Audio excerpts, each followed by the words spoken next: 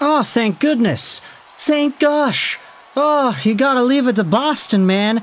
Whenever things are going wrong in Vancouver, you can always count on Boston to step in and put the spotlight on them. It happened in 2011, and now it's happening in 2025, because man, the biggest story throughout the entire NHL this season has been, by far, bar none, no holds barred, it's been the Vancouver EPJT drama. Pettersson and Miller don't like each other. Oh, one of them's gonna get traded, yada yada yada. I mean, even on the TSN trade board earlier this morning, guess who's number one on the TSN trade board? It's both Pettersson and Miller. Not one of them, it's both of them. Miller, Pettersson number one, and then Brock Nelson's number three. This has been the biggest story in the National Hockey League, and now, oh boy, we have ourselves Boston taking the spotlight away from Vancouver and having their own drama with Pastrnak and Marchand. Here's the scoop from the Jones and Keefe show on WEEI. The locker room is a disaster with the Boston Bruins, and David Pastrnak is at the center of that. Pastrnak has told the team he doesn't want to be on the line with Brad Marchand, and it may stem from Marchand calling out Pastrnak for some of his play. We'll leave a link in the description to this video. It's a very good video between Jones and Keefe talking about the situation. Essentially, what they're talking about is how David Pastrnak hasn't necessarily been his best as of late, how you have some efforts like last night, for example, where Pastrnak makes a careless play on the power play and it leads to a shorthanded goal against, and how in some respect, maybe Brad Marchand, as the captain of the team, maybe he has called out Pastrnak. But Pasta, he doesn't like being called out. And so now, it's gotten to a point where the locker room is a disaster and Pastrnak does not want to play with Brad Marchand.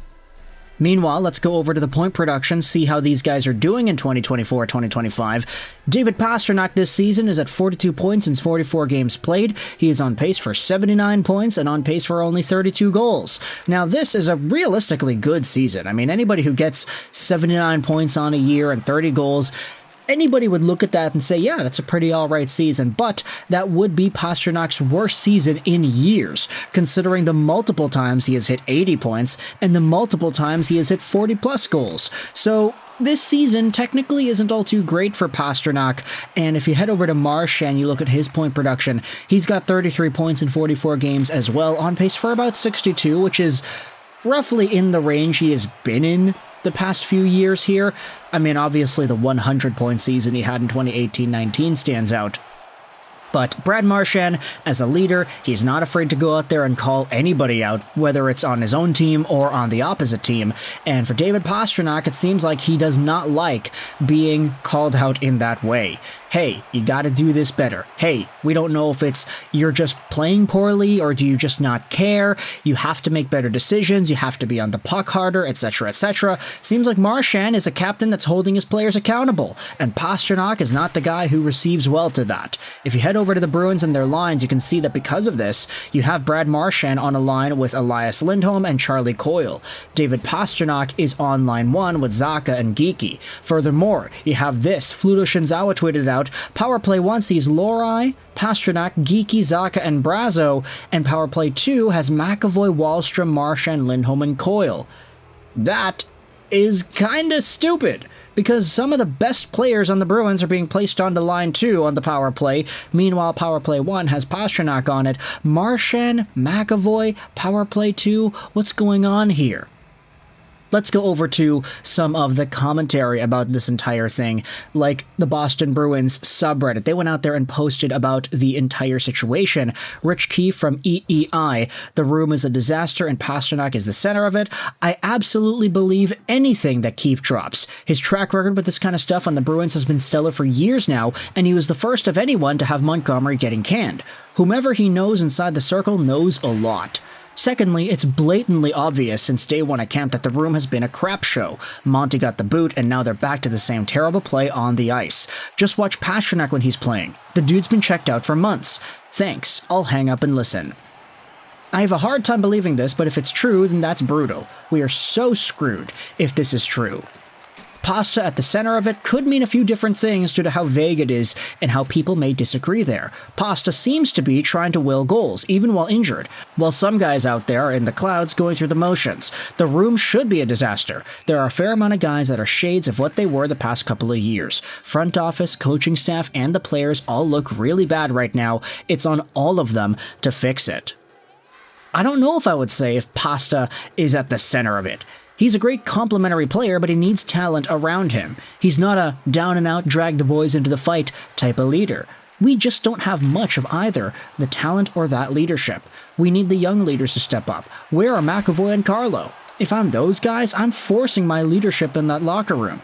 If they're not, they aren't living up to their potential. Chara would drag dead teammates into the fight because, well, he's fighting till he's dead. Bergeron would drag them because he's giving 100% no question every time he is out there. Both of them commanded unquestionable respect from everyone on the ice. You don't talk to Mr. Sakic respect. That's not Marchand, that's not Pasta, and it doesn't appear that's anybody else in that locker room. I 100% agree on Marchand. I got blown up for saying that he's a better alternate captain than a captain, but what are the options? I think you covered it. That seems like more than a bit of revisionist history for a guy that we hope competes for the Rocket Richard every season with an AAV north of $11 million. He gets paid $11 million to score goals, not because he's the most complete player in the league. I've just learned to not believe anything I hear on EEI. They don't have anyone on the team that can stick handle, so everything is on the boards. It's hard to score goals when your ass is on the boards, and then when they do get a shot, no one's crashing the net. It's not unrealistic for guys to have preferences on who they play with based off a style. Brad and Pasta having played together on a line and having been so successful on a line together for years, it makes me question the validity of that statement. It has, however, been a couple of years removed from being on that number one line with Bergeron, and things could have changed, but it simply might just be a let's not put our two best guys on one line strategy. At the end of the day, it's sports radio. It could simply be trying to take the team's recent failures and trying to drum up conversations in the news based off of what's going on in Vancouver right now and replicating that to a lesser extent. In my opinion, Pasta seems to need a strong presence in the locker room, someone like a Chara or a Bergeron. Otherwise, he seems to lose some discipline or seriousness. But a locker room problem? They don't have a captain with the credibility that Chara or Bergeron had. Marchand is a captain now, but I don't know if he's on the same level as the previous two. And so, with this in mind, there has been some interesting discourse about Marchand and Pastrnak. Let's go back over onto the tweet itself and dive into what fans are saying in regards to this conversation. First reply goes out there and says, "How much did Don Sweeney pay y'all to tweet this?" I don't know how people actually believe that. Not even verified. Just trolling for the love of the game. You people saw something similar in Pettersson Miller in Vancouver, and they're frothing at the mouth to invent it over here. Meanwhile, if you go over to the Boston Bruins and their standings, yeah, they've lost, 6 games in a row? Something like that? They've lost 2 in a row in regulation. Okay, they are in the first wild card. But if you head over to the Bruins and their schedule, you will see that the losses have been piling up. 4-1 versus Tampa Bay, 4-0 versus the Edmonton Oilers, 5-4 against the Islanders, 6-4 against the Maple Leafs, 2-1 against the Rangers, 3-1 against the Capitals. So yeah, it has been a 6-game losing streak for this Bruins team. Sure, they got 1 point, but they haven't been doing all too well, and now apparently, according to the sources, the locker room is a disaster, and David Pastrnak is the center of that.